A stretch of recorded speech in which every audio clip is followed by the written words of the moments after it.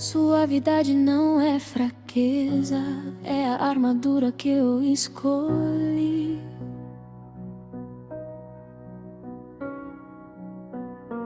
Uma vitória silenciosa, tudo que eu tinha já perdi. Serei o escudo à porta, a firmeza no vendaval, o lugar onde termina o caos e todo o mal. Aprendi a curvar-me para não ter de quebrar. Há uma beleza pesada em cada passo que eu dar. Não é sobre o trovão ou a forma como eu rujo, é sobre a paz que eu luto e não fujo.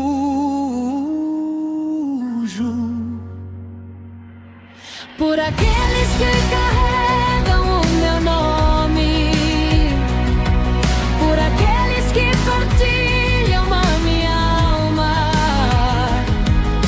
serei o fragmento que traz de volta a calma. Sou a âncora no fumo, a luz que o mundo não consome.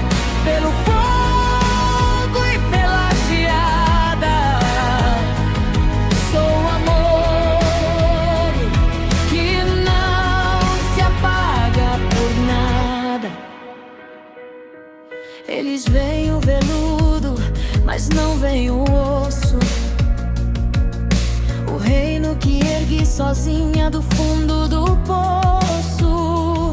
A minha misericórdia é arma, a paciência é o meu escudo. Sou a colheita escondida num campo mudo.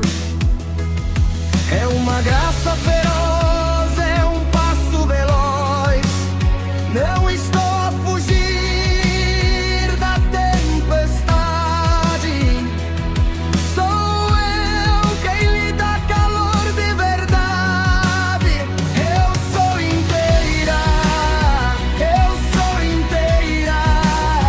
Eu sou inteira,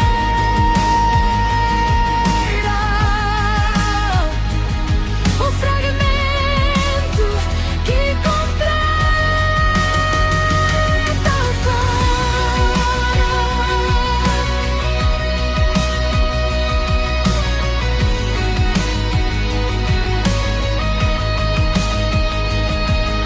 Vitória silenciosa.